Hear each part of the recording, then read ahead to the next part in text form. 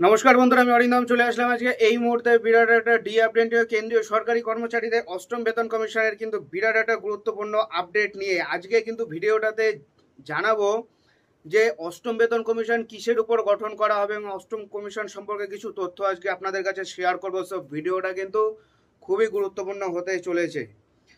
অষ্টম বেতন কমিশন গঠনের অনুমোদন দিয়েছে কেন্দ্রীয় সরকার, যার কারণে সারা দেশে 1 কোটিরও বেশি সরকারি কর্মচারী ও পেনশনভোগীদের পেনশন বাড়তে পারে।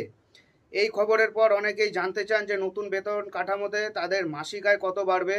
রিপোর্ট অনুসারে বেতন বাড়ানোর জন্য সপ্তম বেতন কমিশনের মতো একই গণনা সূত্রে গ্রহণ করা হবে, যা 1 স্তর থেকে 10তম স্তর পর্যন্ত কর্মচারীদের উপকৃত করবে। এমন পরিস্থিতিতে কেন্দ্রীয় সরকারি কর্মচারীরা অধীর আগ্রহে অষ্টম বেতন কমিশনের সুপারিশের জন্য অপেক্ষা করছেন। কেন্দ্রীয় মন্ত্রিসভা থেকে অনুমোদন পাওয়ার পর এটি আগামী বছর কার্যকর হবে বলে আশা করা হচ্ছে। বর্তমানে 2016 সালে কার্যকর হওয়া সপ্তম বেতন কমিশন অনুসারে কর্মচারীদের বেতন দেওয়া হচ্ছে। ফিটমেন্ট ফ্যাক্টর হলো এক ধরনের গুণক যা মূল বেতন বৃদ্ধি করতে ব্যবহৃত হয়। সপ্তম বেতন কমিশনে এটি ছিল 2.57, যার কারণে লেভেল 1-এর মূল বেতন 7,000 টাকা থেকে 18,000 টাকা বেড়েছে। যাই হোক, এটি কর্মচারীদের বাড়িতে নেওয়া বেতন ছিল না।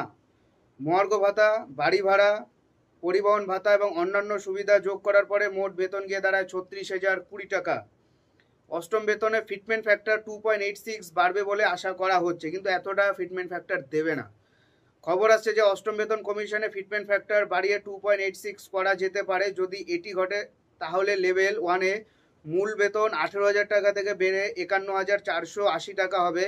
এর প্রভাব অন্যান্য সকল স্তরেও দৃশ্যমান হবে। কর্মচারীদের বেতন ও পেনশন উল্লেখযোগ্যভাবে বৃদ্ধি পাবে, অর্থাৎ প্রায় 3 গুণের মতন বেতন বৃদ্ধি পাবে। কিন্তু ফিটমেন্ট ফ্যাক্টর এতটা অবশ্যই দেবে না, 2 দিতে পারে maximum.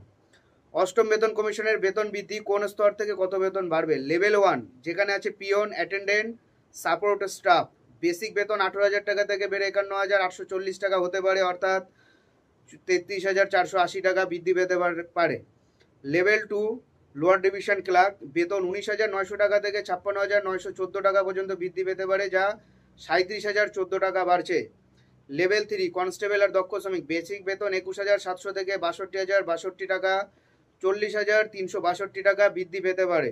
Level 4, group D, stenographer, junior clerk, basic বেতন 25,500 টাকা থেকে বেড়ে 72,900 টাকা হতে পারে, যা 47,000 টাকা বাড়ছে। লেভেল 5, সিনিয়র ক্লার্ক আর টেকনিক্যাল স্টাফ, বেসিক বেতন 29,000 থেকে বেড়ে 83,000 টাকা পর্যন্ত হতে পারে। লেভেল 6, ইন্সপেক্টর আর সাব ইন্সপেক্টর, বেসিক বেতন 35,000 টাকা থেকে বেড়ে 1,0244 টাকা পর্যন্ত হতে পারে। লেভেল 7, সুপারিনটেন্ডেন্ট, সেকশন অফিসার, সহকারী, এদের বেতন হতে পারে 44,000 টাকা থেকে বেড়ে 1,28,000। লেভেল 8, এখানে senior section officer, assistant edit officer, এদের বেসিক বেতন 47,000 টাকা থেকে বেড়ে 1,36,000 টাকা হতে পারে। লেভেল 10, গ্রুপ এ officer, entry level, civil service, basic বেতন 56,000 থেকে বেড়ে 1,60,000 টাকা পর্যন্ত হতে পারে।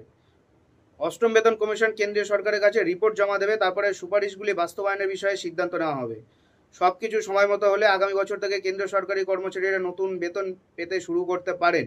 সামগ্রিকভাবে মুদ্রাস্ফীতির এই যুগে অষ্টম বেতন কমিশন সমস্ত কেন্দ্রীয় সরকারি কর্মচারী এবং পেনশনভোগীদের জন্য দুর্দান্ত স্বস্তি দেবে বলে আশা করা হচ্ছে। বাট ফিটমেন্ট ফ্যাক্টর কিন্তু এতটা দেবেন না, আপনারা এতটা আশা করবেন না, আশাটা কম রাখুন, যেটুকু পাবেন ভালো পাবেন, এটুকুই। এটাই ছিল আজকের আপডেট। এরকম আপডেট পাওয়ার জন্য চ্যানেলটা অবশ্যই সাবস্ক্রাইব করে আমাদের পাশে থাকবেন। দেখা হচ্ছে পরে ভিডিওতে। ভালো থাকবেন সবাই। নমস্কার, জয় হিন্দ, বন্দে মাতরম।